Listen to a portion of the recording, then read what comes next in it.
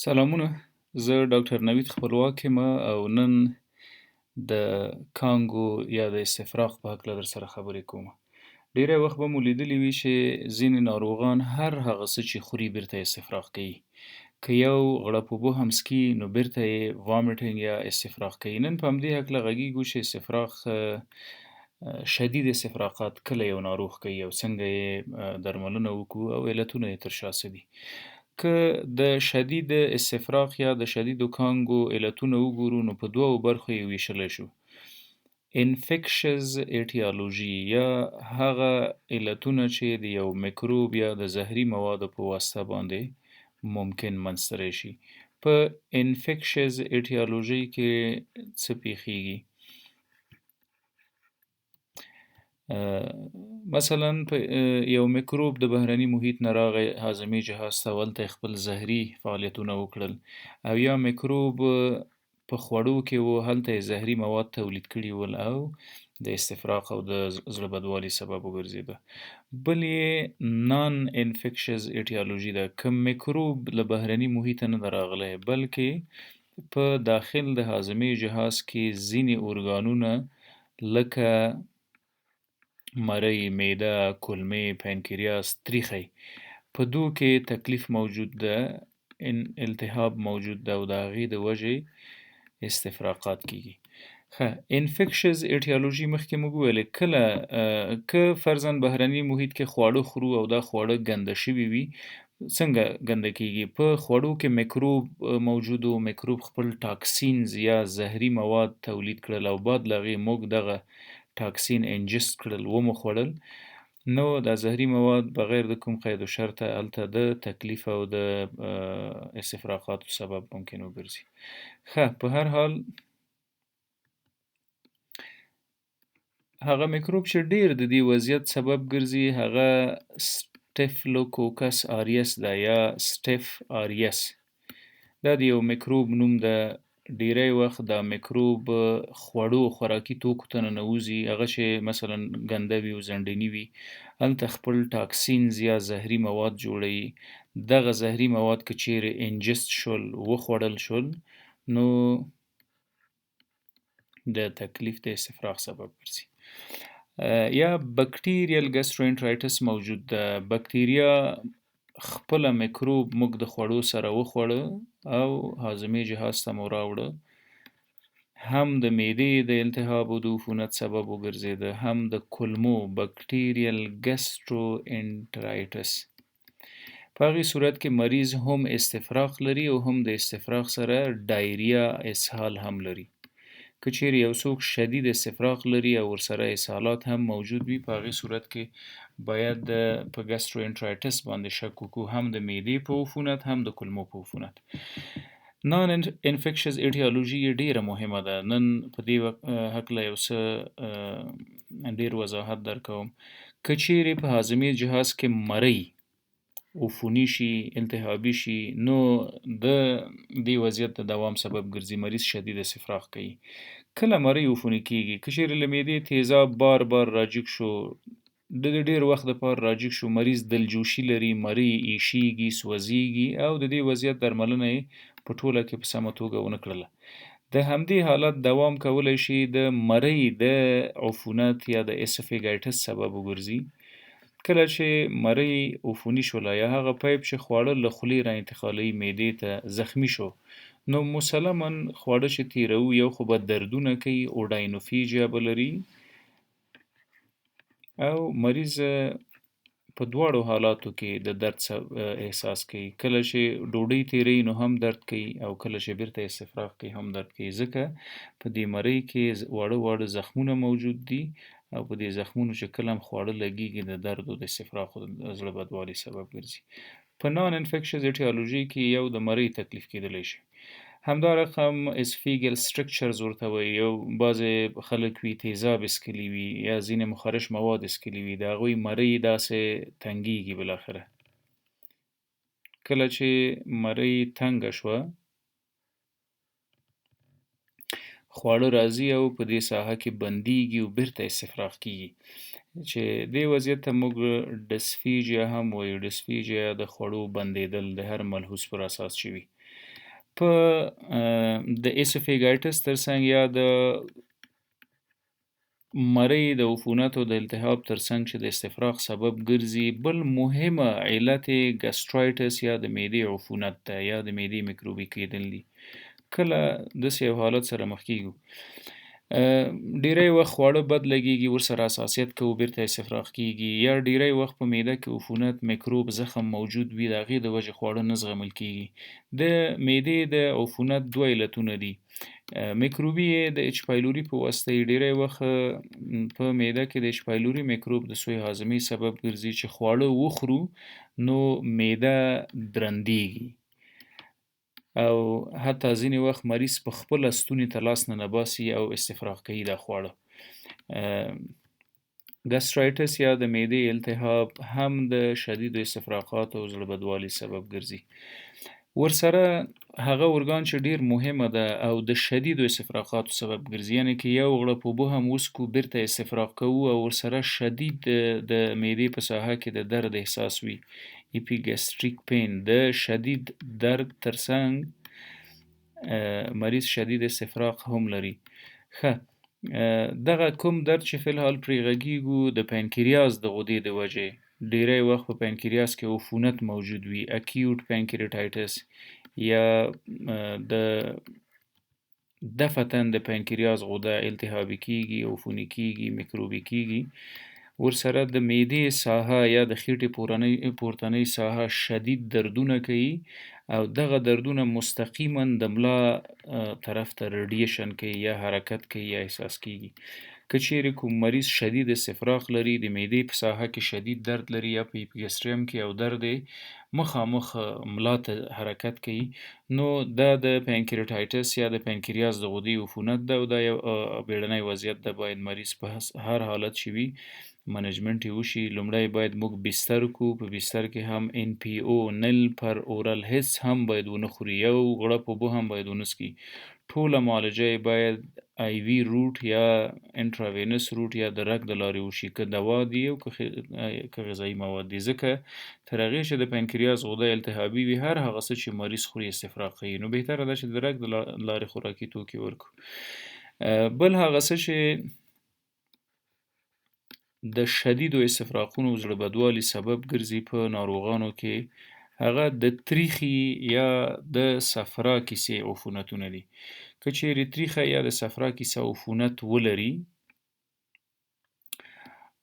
د دې ترڅنګ چې مریض شدید زړه بدوالی لري استفراغ لري باید وګورو چې د کومو خوراکي توکو سره دا زیاتیږي. کله هم چې مریض غوړ خواړه وخوري آیلی فودز یا په غوړو کې سره شوي مواد خلاصه هغه څه چې زیات غوړي ولري اتومات ورسره مریض د معدې په ساحه کې دروندوالی احساس کوي د دروندوالي سره نازیه یا زړه بدوالی شروع شي. دغه زړه بدوالی بالاخره د استفراغ انجام لري او استفراغ کیږي. اوس نو که د تریخي یا د صفرا کیسې یا د ګال بلډر عفونت یا کولیسیسټایټس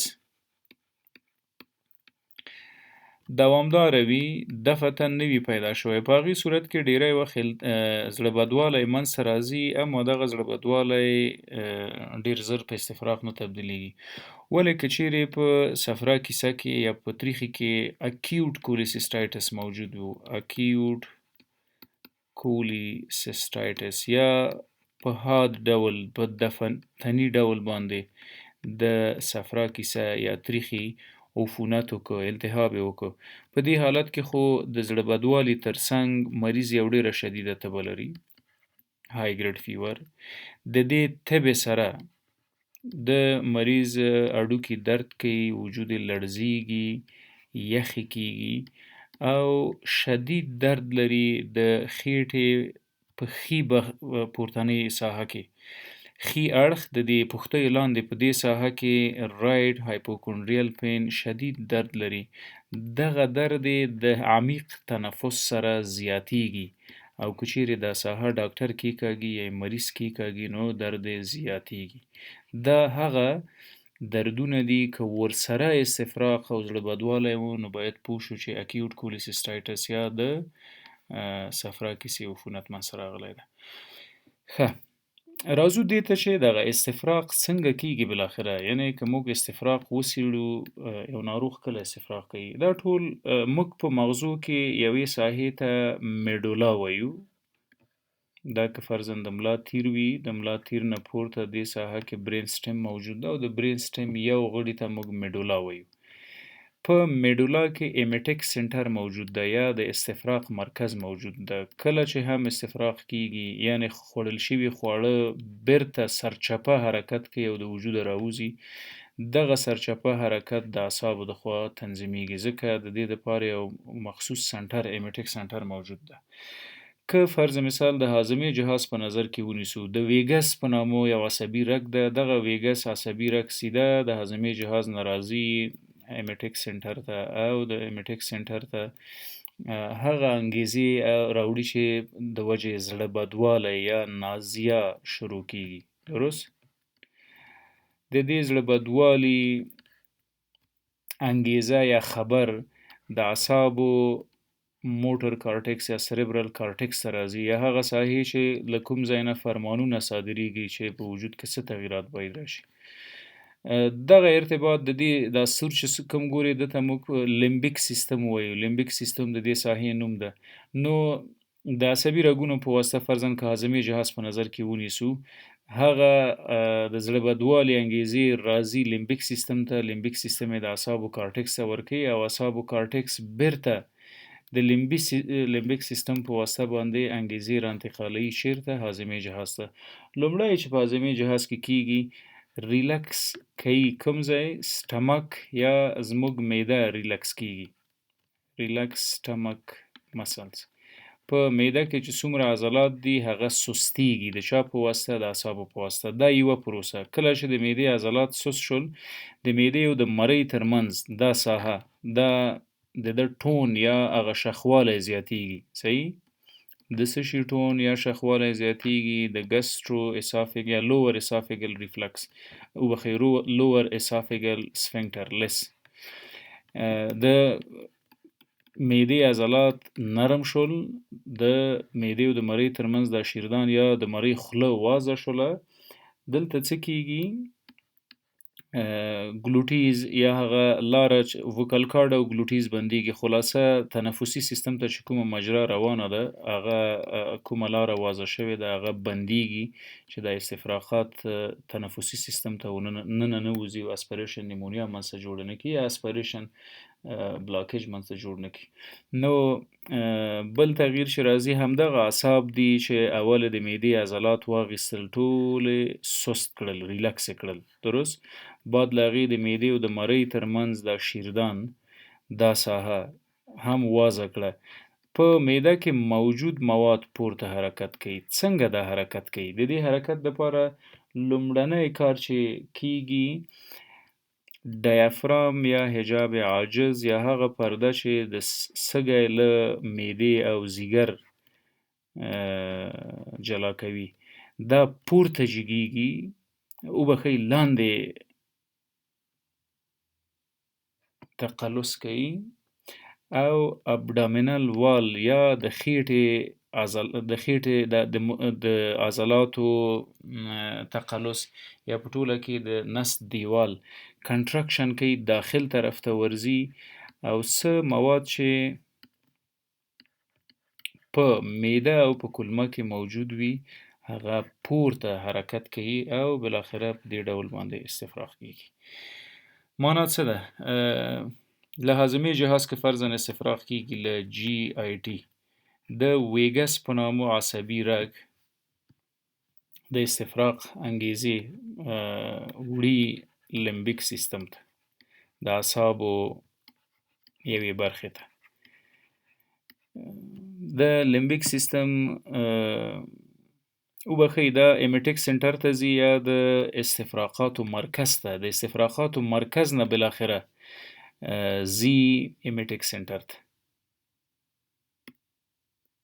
ښه، دغه د ویګس نرو بالاخره انګیزې انتقالوي. لیمبیک سیستم دا انګیزې واخلي، اعصاب کارټکس ته یې ورکوي. کارټکس بالاخره د اعصابو کارټکس د خپلو موټر چینلونو په واسطه باندې دوباره انګېزې رالیږي د عمل کولو دپاره. نو د عمل څه ده چې کېږي؟ لومړی د معدې عضلات ریلکس کېږي. دا څه عضلات چې دي هغه غیر ارادي عضلات دي، دا نرمیږي، شخ نه پاتې کېږي. دویم د معدې خوله یا د مرۍ خوله وازېږي.